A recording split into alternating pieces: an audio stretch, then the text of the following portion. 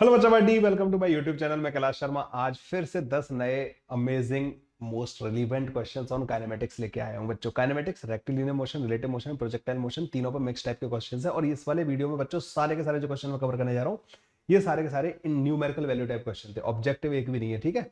बहुत मजा आने वाला है क्योंकि न्यूमेरिकल वैल्यू टाइप क्वेश्चन बच्चों थोड़े से अच्छे वाले होते हैं। और ये क्वेश्चन मैंने भी देखे तो बड़े थोड़े अच्छे लग रहे थे। रिवीजन के पॉइंट ऑफ व्यू से बहुत अच्छे क्वेश्चन है। करो बच्चों, स्टार्ट करते हैं।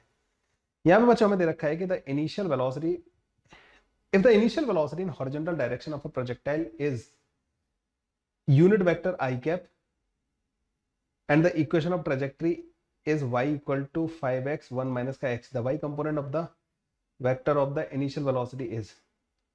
ये बच्चों पता नहीं इन्होंने स्टेटमेंट पहला वाला मतलब इन्होंने बोला है कि हॉरिजॉन्टल डायरेक्शन में जो यूनिट वेक्टर है ना वो आई कैप लेना है और वर्टिकल डायरेक्शन में जे कैप लेना है। तो आपको Y component of the initial velocity बताना है, यू वाई बताना है बच्चों आपको ना। इक्वेशन ऑफ ट्रेजेक्ट्री दे रखी है आपको। आपको पता होना चाहिए बच्चों की इक्वेशन ऑफ ट्रेजेक्ट्री जो होती है ना, उसको हम ऐसे लिख सकते हैं y equal to X tan theta 1 minus का x डिवाइडेड बाई आर। ठीक है। अगर मैं इस वाली इक्वेशन से कंपेयर करूं तो मैं यहाँ पे देख पा रहा हूँ कि टेन थीटा की वैल्यू 5 के बराबर है। टेन थीटा की वैल्यू बच्चों 5 के बराबर है और आर की वैल्यू बच्चों 1 के बराबर है। आर होता है बच्चों u square sine two theta divided by g के बराबर। ठीक है। U square sine two theta divided by g के बराबर होता है और वो 1 के बराबर दे रखा है। टेन थीटा जो होता है ना बच्चों, वो तुम्हें पता होगा कि परपेंडिकुलर डिवाइडेड बाई बेस होता है। ठीक है। जैसे मान लो ये ट्रायंगल बना होगा ना, ये थीटा हो गया तो ये 5 होगा, ये 1 होगा, तभी तो टेन थीटा 5/1 के बराबर आएगा। तो ये बच्चों रूट के अंदर 26 होगा। तो जो साइन थीटा की वैल्यू आएगी वो 5/रूट के अंदर 26 आएगी।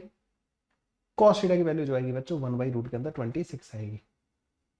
साइन टू थीटा की वैल्यू जो आएगी ना वो 2 sine theta into cos theta होती है। 5/रूट के अंदर 26, 1/रूट के अंदर 26। तो ये 10/26 के बराबर आ जाएगी। ठीक है। Which is 5/13। तो ये 5/13 के बराबर आ जाएगा साइन टू थीटा। तो यू स्क्वायर की जो वैल्यू आ गई ना बच्चों मेरे पास 5/13, तो 26 के बराबर आ जाएगी। यू स्क्वायर की वैल्यू कितनी आ गई बच्चों हमारे पास 26 के बराबर। आपको पता होगा कि जो y कंपोनेंट होता है ना U Y, basically U Y जो होगा वो u साइन थीटा के बराबर होगा। साइन थीटा बोले तो अच्छा u की वैल्यू कितनी आ जाएगी यहाँ से, u is equal to root के अंदर 26 आ जाएगी। तो रूट के अंदर 26 into sine theta 5 divide by root के अंदर 26, तो ये आ जाएगा बच्चों 5 मीटर पर सेकेंड के बराबर। तो y कंपोनेंट जो आएगा ना बच्चों इसका इनिशियल वेलोसिटी का वो 5 मीटर पर सेकेंड के बराबर आएगा। यही हमारा आंसर होगा। देखो पहला क्वेश्चन ही मस्त निकला ना। और भी कोई तरीका हो सकता था, शायद आप लोग जल्दी कर लो इसको solve. A ball of mass m is thrown vertically upward. Another ball of mass 2m is thrown at an angle with the vertical. Both the balls stays in the air for the same time period of the time. The ratio of the heights attained by the two ball respectively is। आपको ये पता होना चाहिए कि जो kinematics होता है ना उसमें मास से कोई लेना देना नहीं होता क्योंकि दोनों का एक्सेलरेशन जी के बराबर होता है ना। एम मास की बॉल हो या 2m मास की बॉल हो, मास से तो कोई फर्क नहीं पड़ेगा। एक बॉल को आपने ऊपर की तरफ फेंका, मान लीजिए यू स्पीड से फेंका इसको, है ना, U1 बोल देते हैं बच्चों इसको। ठीक है। दोनों सेम टाइम तक हवा में रह रही है तो इसका जो टाइम होगा ना बच्चों वो 2u1 डिवाइडेड बाई जी के बराबर होगा। दूसरी बॉल को बच्चों आपने वर्टिकल के साथ किसी एंगल पे फेंका, ठीक है, u2 स्पीड से। वर्टिकल से कोई वैसे फर्क पड़ेगा नहीं यहाँ पे ना। मान लो अल्फा एंगल पे हॉरिजॉन्टल के साथ फेंका, इसका जो टाइम होगा ना 2u2 sine alpha divided by g के बराबर होगा। मैंने तो हॉरिजॉन्टल के साथ माना है, वैसे उन्होंने वर्टिकल के साथ बोला है। दोनों बच्चों दोनों का टाइम बराबर कर देंगे। हाइट अटेन जो होंगी ना बच्चों पहले वाले केस में होगी u1 का स्क्वायर डिवाइडेड बाई 2g के बराबर। दूसरे वाले केस में होगी बच्चों u2 का square sine square alpha divide by 2g के बराबर। ठीक है। एक काम करना बच्चों ना, यहाँ से u2 का स्क्वायर इस टाइम को बच्चों t लिख देना और ये भी t के बराबर हो जाएगा, दोनों टाइम तो बराबर है। तो u2 का स्क्वायर साइन स्क्वायर अल्फा की वैल्यू ना यहाँ से कैलकुलेट कर लेना, gt मतलब g square t square divide by 4 के बराबर आ जाएगी। इसका स्क्वायर कर देना दोनों साइड का ना, g square t square divide by 4 u square sine square यहाँ पे ले जाके बच्चों पुट कर देना इसको ना, g square t square divided by 4, तो ये हो जाएगा 8g के बराबर। और u1 की वैल्यू भी कैलकुलेट कर लेना बच्चों, यहाँ पे भी स्क्वायर कर देना। u1 का स्क्वायर जो आएगा ना, u1 का स्क्वायर वो आएगा g square t square divided by 4 के बराबर। तो ये भी बच्चों g square t square divided by 4 के बराबर होगा, 8g के बराबर। ठीक है, अरे वाह, तो दोनों की हाइट बराबर आ जाएगी बच्चों, h1 इजिकल टू h2 आ जाएगा। अच्छा मैं बताना भूल गया था कि जब टाइम ऑफ फ्लाइट सेम होते हैं ना बच्चों अच्छा टाइम ऑफ फ्लाइट सेम होते हैं ना, तो दोनों का y component of the velocity same रहा होता है, दोनों सेम हाइट तक जाते हैं बच्चों ना। 1 आ रहा होगा इसका आंसर। अच्छा मैं खुद ही सॉल्व करने लग गया, अदरवाइज तो मुझे टाइम ऑफ फ्लाइट में, देखो टाइम ऑफ फ्लाइट जो होता है ना बच्चों, वो 2u डिवाइडेड बाई g होता है। एच मैक्स जो होता है ना बच्चों, वो u का स्क्वायर डिवाइड बाई 2g होता है। तो अगर कभी भी टाइम ऑफ फ्लाइट सेम है, किसी भी एंगल पे फेंक दो, टाइम ऑफ फ्लाइट अगर सेम है ना, तो मैक्सिमम हाइट भी सेम होगी। ठीक है, ये तो बस एक छोटी सी ट्रिक थी बच्चों, इससे काम हो जाता है। अगले वाले क्वेश्चन में आ जाते हैं बच्चों। A ball is thrown vertically upward with a velocity of 19.6 meter per second from the top of a tower. The ball strikes the ground after 6 seconds. The height from the ground up to which the ball can rise will be k by 5 meter. The value of k is. So बच्चों यहाँ पे इन्होंने क्या बोला है हमें, पहले तो ball is thrown vertically upward with a velocity this from the top of a tower. एक टावर के टॉप से फेंक रहा है बच्चों ना, यहाँ से ऐसे, और इसको हमने 19.6 मीटर पर सेकंड से फेंका है। अच्छा यहाँ पे जी की वैल्यू ध्यान रखना, 9.8 दे रखी है। The ball strikes the ground in 6 second, ball ऊपर गई और जमीन पे आके 6 सेकंड में टकरा गई। ठीक है, 6 सेकंड में टकरा गई। वैसे तो मेरे को इसका पूरा सीन क्लियर हो गया। एक्सेलरेशन कितना दे रखा है, 9.8। वेलोसिटी कितनी है, उसका डबल। 1 सेकंड में वेलोसिटी हो जाएगी इसकी 9.8 और अगले 1 सेकंड में हो जाएगी 0। तो t इक्वल टू 2 पे यहाँ होगी, t इक्वल टू 3 पे बच्चों यहाँ होगी, t इक्वल टू 4 पे बच्चों यहाँ होगी, और t इक्वल टू 5 पे कहीं यहाँ होगी, और t इक्वल टू 6 पे बच्चों यहाँ पे आके टकरा रही है। मेरे को तो इसका पूरा मतलब सीन समझ में आने लग गया था, लेकिन फिर भी मैं इसको इस तरीके से सॉल्व नहीं करूंगा। The height from the ground up to which the ball can be rise, तो हमें ये मैक्सिमम हाइट, ये वाली हाइट पूछी है। आपको पता है ना बच्चों, मैंने कैसे सोचा ये, पहले तो देखो जैसे 19.6 वगैरह जब दे रखा होता है ना, तो मैं जी की वैल्यू को हमेशा 9.8 लेना प्रेफर करता हूं जब भी 19.6 का डेटा होता है। तो आपको पता है बच्चों, अगर कोई चीज मान लो 4 मीटर पर सेकंड से चल रही है और उसका एक्सेलरेशन 2 मीटर पर सेकंड स्क्वायर है, तो आपको ये पता होना चाहिए कि 1 सेकंड बाद ना, अगर ये t इक्वल टू 0 पे है, तो t इक्वल टू 1 सेकंड में इसकी वेलोसिटी 6 मीटर पर सेकंड हो जाएगी। ये पता है आपको? मतलब एक्सेलरेशन क्या करता है, अगर कांस्टेंट एक्सेलरेशन है तो उतने ही मैग्नीट्यूड से 1 सेकंड में स्पीड को बढ़ा देता है। अगर उल्टा होता, एक्सेलरेशन पीछे की तरफ होता, तो 4 से 2 हो जाती, अगले में 0 हो जाती। वही मैं यहाँ पे कह रहा हूँ कि इसका जो एक्सेलरेशन है ना बच्चों, 9.8 मीटर पर सेकंड स्क्वायर के बराबर है।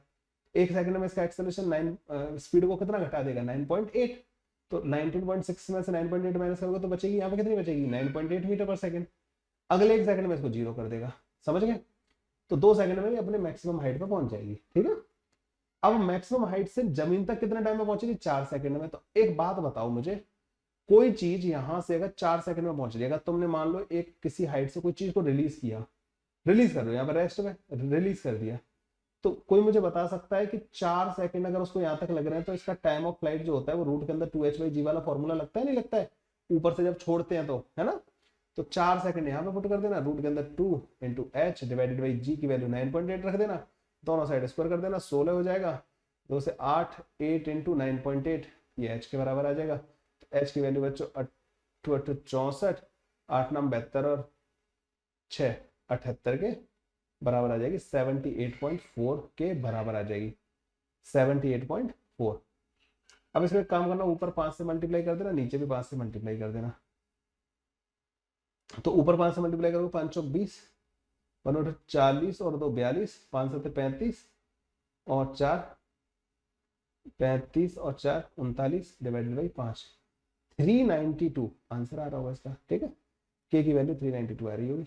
ऐसे सॉल्व कर लेंगे। लो भाई, अदरवाइज तुम्हें क्या करना पड़ता बच्चों, एच कैलकुलेट करना पड़ता। दूसरा मेथड क्या होता बच्चों इसको करने का, मेथड 2 जो लंबा वाला मेथड होता, मैं इसको इनिशियल पोजीशन बोलता, ऊपर वाली डायरेक्शन में पॉजिटिव लेता, फाइनल पोजीशन ये, तो इसका डिस्प्लेसमेंट लिखता मैं माइनस का एच, तो माइनस का h is equal to 19.6 into times 6 के बराबर दे रखा है, माइनस का हाफ g जो कि 9.8 है इंटू 6 का स्क्वायर। यहाँ से भी h कैलकुलेट कर लेता, मुझे नहीं लगता ज़्यादा टाइम लगेगा इस वाले मेथड से भी ना, लेकिन मेरे को यार उस वाले मेथड की अच्छी आदत बनी हुई है तो मैं उस वाले से करूंगा। आप इस वाले मेथड से भी कर सकते हैं, ठीक है। दूसरा मेथड भी मैंने आपको इसलिए बता दिया। अगला क्वेश्चन बच्चों, from the top of a tower a ball is thrown vertically upward which reaches the ground in 6 second. अरे अभी तो ऐसा क्वेश्चन हमने सॉल्व किया पिछला वाला। चलो तो कह रहे हैं from the top of the tower, बना लेते हैं भाई। फिर मुझे लग रहा है ये क्वेश्चन और वो वाला क्वेश्चन एक जैसे दिखने वाला है। A ball is thrown vertically upward which reaches the ground in 6 second. अब second ball vertically downward from the same position with the same speed reaches the ground. अच्छा यहां से यहां फेंक रहे हैं, एक यहां से यहां फेंक रहे हैं। ये वाली ले रही है बच्चों 1.5 सेकंड, मतलब ये वाली ऊपर जाके यहाँ तक 4.5 सेकंड में आ रही होगी, क्योंकि यहाँ से इसके पास वही स्पीड आ जाएगी नीचे की तरफ। अगर यू से फेंका तो यू से ही आ जाएगी, तो यहाँ से 1.5 सेकंड ले रही होगी, 6 सेकंड में नीचे पहुंच रही है ना। तो इसका टाइम ऑफ फ्लाइट यहाँ से यहाँ तक का टाइम पता लग गया, ठीक है। A third ball is release from the rest from the same location will reach the ground इन कितने सेकंड में नीचे पहुंचेगी ये बतानी है, ठीक है। पहले तो बच्चों एक काम करते हैं, यू की वैल्यू कैलकुलेट कर लेते हैं। तुम्हें पता है यहाँ से ऐसे जाके लौट के यहाँ तक आने में 4.5 सेकंड लग रहे हैं, तो 4.5 जो होगा बच्चों, क्या मैं इसको 2u/g के बराबर लिख सकता हूँ? तो u की वैल्यू आ जाएगी बच्चों 45 डिवाइडेड बाई 2 मीटर पर सेकंड के बराबर। पहले तो ये समझ लो। अब इसके लिए बच्चों ये वाला फॉर्मूला लगा दो, ऊपर वाली डायरेक्शन मानना पॉजिटिव। आपको पता है displacement in Y direction is equal to u in Y direction plus का half acceleration in Y direction into t square. 6 second में यहां से फेंक के यहां पहुंच जा रहा है। इसकी हाइट बच्चों h मान लेना, तो displacement in Y direction minus h हो जाएगा। इनिशियल पोजीशन ये, फाइनल ये, तो डिस्प्लेसमेंट वेक्टर नीचे की तरफ आएगा। यू वाई बच्चों हमें दे रखा है 45 डिवाइड बाई 2 के बराबर, 6 सेकंड लग रहे हैं। एक्सेलरेशन बच्चों नीचे की तरफ है तो इसलिए माइनस का 10 होगा, तो 6 सेकंड का स्क्वायर, ठीक है। पिछला वाला इस मेथड से नहीं किया था, लेकिन इस वाले को मैं इसी मेथड से सॉल्व कर दे रहा हूं। अब इसको बच्चों सॉल्व करते हैं। यहां से देखो ये हो जाएगा 18 और ये हो जाएगा बच्चों 3, ठीक है। तो h is equal to minus का 135 प्लस का 180। h की वैल्यू कितनी आ जाएगी बच्चों यहाँ से हमारे पास 45 मीटर के बराबर। लो भाई 45 मीटर आ गई बच्चों, इसकी हाइट ना 45 मीटर के बराबर आ गई। अब 45 मीटर ऊपर से अगर एक पार्टिकल को रिलीज करोगे तो उसको कितना टाइम लगेगा नीचे पहुंचने में? रूट के अंदर 2h डिवाइडेड बाई g के बराबर, तो रूट के अंदर 90 डिवाइडेड बाई 10, 3 सेकंड लगेंगे बच्चों, काम खत्म। पर यार ये क्वेश्चन तुम्हें लग रहा है कि अगर तुम्हें जहां भी लग रहा है ना कि यार ये मेरे को क्यों नहीं समझ में आ रहे, तो मतलब समझ जाना कि तुम्हारी प्रिपरेशन में कहीं ना कहीं खोट है। लग जाना भाई ढंग से काम करने पे ना। अभी अगर ये क्वेश्चन समझ में नहीं आ रहा है ना तो मतलब हालत खराब है, क्योंकि है बढ़िया क्वेश्चन, आई नो डाउट बढ़िया क्वेश्चन है सारा तुम्हारा। मतलब एकदम मैंने एक चीज ऑब्जर्व की पीवाई की, उसको सॉल्व करते टाइम ना, एक बच्चे के मतलब हर हर तरीके के कॉन्सेप्ट इसमें कवर हो जाते हैं। जब मैं बेसिकली 60 क्वेश्चंस अपलोड कर रहा हूँ मतलब ना इसमें काइनेमेटिक्स पे, मेरे को ऐसा फील आया रिलेटिव के ज्यादा क्वेश्चन नहीं मिले मेरे को ना, लेकिन काइनेमेटिक्स में प्रोजेक्टाइल और इसके तो मतलब सारे फॉर्मूलाज का रिवीजन करवा देंगे 60 क्वेश्चन, ठीक है। रिलेटिव के तो 2 ही मिले, एक रिवर का मिला एक रेन का मिला, बाद बाकी और एक आध और रिलेटिव के 2-3 और मिले थे ट्रेन वगैरह का, एक दूसरे के रेस्पेक्ट में वेलोसिटी वाले क्वेश्चन। बाद बाकी मतलब रेक्टिलिनियर का और प्रोजेक्टाइल का बहुत मिला है। अगले क्वेश्चन पे आ जाते हैं। A car cover A B distance with first 1/3, A से बी तक का जो cover A B distance with first 1/3, मतलब टोटल डिस्टेंस को अगर मैं 3D मान लूं तो डी डिस्टेंस इसने v1 स्पीड से कवर की है। सेकंड 1/3 मतलब अगली डिस्टेंस इसने v2 से कवर की है, एंड द लास्ट 1/3 इसने v3 से कवर की है। v3 और v1 और v2 सब में रिलेशन दे रखा है। Then the average velocity of the car will be, बस फालतू में ऐसा एक क्वेश्चन और पूछा था उन्होंने ना, मतलब लैंग्वेज बदलते रहते हैं, क्वेश्चन वही होता है, ठीक है। एवरेज स्पीड कितनी आ जाएगी बच्चों इसकी, टोटल डिस्टेंस कितनी है 3D के बराबर, किस टोटल टाइम कितना लग रहा है बच्चों, dy/v1 पहले वाले में लगेगा, dy/v2 दूसरे में लगेगा, dy/v3 तीसरे में लगेगा। d तो कॉमन लेके उड़ा दो, 3 डिवाइडेड बाई 1/v1 तो हो जाएगा 1/11 प्लस का 1/v2, v2 हो जाएगा बच्चों 1/22, 1/v3, v3 हो जाएगा बच्चों 33, ठीक है। तो बच्चों यहाँ पे हमारे पास बी एवरेज आ जाएगा 3 × इसका जो नीचे वाले का जो एलसीएम आएगा ना वो 66 आएगा, 66 ऊपर चला जाएगा, यहाँ पे 6 प्लस का 3 प्लस का 2, तो 11 आ रहा होगा नीचे, ये 18 मीटर पर सेकंड आ जाएगा बच्चों, ठीक है। 18 मीटर पर second will be the answer of this question. 18 metre पर सेकंड बच्चों हमारे इस वाले क्वेश्चन का आंसर आ जाएगा। अगले क्वेश्चन पे आते हैं बच्चों। A car is moving with a speed of 150 km per hour and after applying the brake, it will move with 27 meter before it stops.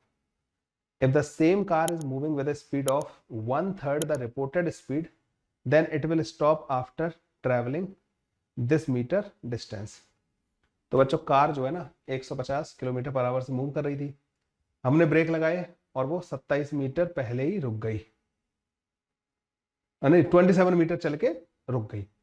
अगर वो बच्चों सेम स्पीड से मूव कर रही होती, speed moving with speed of 1/3 the reported speed, then it will stop after travelling. Speed को मतलब इन्होंने 1/3 कर दिया। ऐसा करो बच्चों ना, अगर कोई चीज v0 से जा रही है और d डिस्टेंस में जाके रुक जा रही है, ठीक है, d डिस्टेंस में जाके रुक जा रही है, तो ब्रेक वगैरह में बच्चों जनरली हम क्या कंसिडर करते हैं कि यूनिफॉर्म रिटार्डेशन हुआ होगा, ठीक है।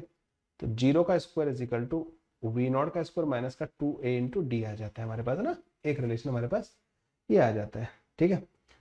अब ये कह रहे हैं कि if the same car is moving with the speed of 1/3 the reported speed, अगर वो v0/3 से जा रही हो, then it will stop after travelling. अब ये d डैश ट्रैवल करके रुकेगी, तो 0 का square is equal to v0 का स्क्वायर डिवाइडेड बाई 9 माइनस का 2a × d डैश, ये आ जाएगा।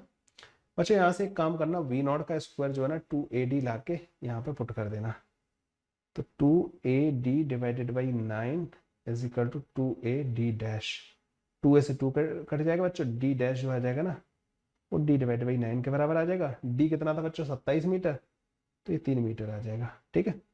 3 मीटर चल के बच्चों ये अब की बार कार रुक जाएगी, ठीक है, यही आंसर दे रखा है मैं। 3 मीटर डिस्टेंस चलने के बाद कार जो है रुक जाएगी। Okay, let's move to the next question बच्चों, थर्ड वाले के बाद। A body is projected from the ground at an angle of 37 degree with the horizontal, ठीक है। एक बॉडी को बच्चों ग्राउंड से 37 डिग्री एंगल पे प्रोजेक्ट किया। Its velocity after 3 second is 40 metre पर second. The maximum height reached by the body during its motion is, ठीक है भाई, यहां तक आ जाओ। तो बॉडी को बच्चों प्रोजेक्ट किया from the ground eight an angle of 37 degree, ठीक है, ये 37 डिग्री के बराबर हो गया विद हॉरिजॉन्टल, और इसकी velocity after 3 second is 40 metre पर सेकंड। अरे यार खतरनाक है ये वाला क्वेश्चन। मान लो u स्पीड से इसको प्रोजेक्ट किया आपने, वेलोसिटी आफ्टर 3 सेकंड इसकी इतनी दे रखी है 40 मीटर पर सेकंड, तो क्या नहीं, कंपोनेंट वंपोनेंट भी नहीं दे रखा, इसकी वेलोसिटी दे रखी है, तो ये गंदा क्वेश्चन जाने वाला है, गंदा वाला जाने वाला है। इसकी वेलोसिटी ये वाली लिखना बच्चों u/, ये होगा ux जो होगा ना u cos 37 होगा 4u डिवाइडेड बाई 5 के बराबर, uy होगा बच्चों 3u डिवाइडेड बाई 5 के बराबर, ठीक है, 3u/5 के बराबर होगा ये वाला ना, ये uy और ux। मैक्सिमम हाइट जो होती है ना बच्चों वो y कंपोनेंट पर डिपेंड करती है, hmax, तो इसका आएगा 9u² divided by 25 into 2g, ठीक है, ये आ जाएगा, तो 9u² डिवाइडेड बाई 500 के बराबर आ जाएगा। मैक्सिमम हाइट कितना आ जाएगा 9u² डिवाइडेड बाई 500 के बराबर, ठीक है। 3 सेकंड बाद इसकी वेलोसिटी 40 मीटर पर सेकंड हो गई है, ये वाला थोड़ा सा खतरनाक है। 3 सेकंड बाद जो वेलोसिटी y डायरेक्शन में होगी ना बच्चों वो 3u डिवाइडेड बाई 5 माइनस का 30 के बराबर हो जाएगी। y डायरेक्शन में uy प्लस का ay इंटू टी वाला फॉर्मूला लगा दिया, एक्सेलरेशन तो माइनस का g के बराबर होगा, 3 सेकंड में ये हो जाएगी। vy का स्क्वायर प्लस vx का स्क्वायर बच्चों 40 के स्क्वायर के बराबर है, ये इसके स्क्वायर के बराबर है, इसका स्क्वायर प्लस इसका स्क्वायर गंदा जाएगा, गंदा वाला। 9u² डिवाइड बाई 25, मेरे तो मतलब हाथ पैर फूल रहा है इसको सॉल्व करने में ना, पता नहीं मैं सही कर रहा हूँ, मतलब डायरेक्शन में सही है, यही करना पड़ेगा, अब क्या करेंगे इसमें, तो करना तो यही पड़ेगा, u की वैल्यू कैलकुलेट करनी पड़ेगी, u कैलकुलेट होती है ये वाला आ जाएगा, hmax आ जाएगा हमारे पास, और ये क्वाड्रेटिक बन रही है चलो बच्चों 2 से मल्टीप्लाई करो, 2ab तो 90, 2 into 3/5 into 30 into you, plus का ux कितना है बच्चों 16u² डिवाइड बाई 25, और इनकी वैल्यू कितनी आ जानी चाहिए बच्चों 1600 के बराबर। ठीक है, जब आप इन दोनों को ऐड करोगे ना तो ये तो बन जाएगा u², 5 से 6 बार कटेगा, माइनस का 36u, और ये इधर आ जाएगा बच्चों माइनस का 700, और ये 0 के बराबर हो जाएगा। ठीक है, तो u की वैल्यू आ जाएगी बच्चों 36 प्लस माइनस का रूट के अंदर b², 36 का स्क्वायर प्लस का 4 इंटू 700 डिवाइड बाई 2, तो u की वैल्यू आएगी 18 प्लस माइनस 4, तो बच्चों यहां से बाहर पहले ले लेना, तो 2 कट जाएगा, 18 का स्क्वायर प्लस का 700, एक काम करना 18 का स्क्वायर में से 4 और बाहर ले लेना, तो 9 का स्क्वायर बचेगा 81 प्लस का यहाँ पे 25 सत्ते 175 और 8 7 15 256, 16 बन रहा होगा है ना, तो यू आ जाएगा बच्चों 18 प्लस माइनस का 2 इंटू 16, तो ऑब्वियस बात है हमें प्लस वाला लेना पड़ेगा, तो यू आ जाएगा बच्चों हमारे पास 16 दूनी 32 और 18 50 मीटर पर सेकंड। अरे यार खतरनाक, 50 मीटर पर सेकंड बच्चों हमारे पास यू की वैल्यू आ गई, मतलब मेरा लेंथी मेथड गया हो शायद। तो एच मैक्स बच्चों हमारे पास आ जाएगा 9 इंटू 50 डिवाइडेड बाई 500,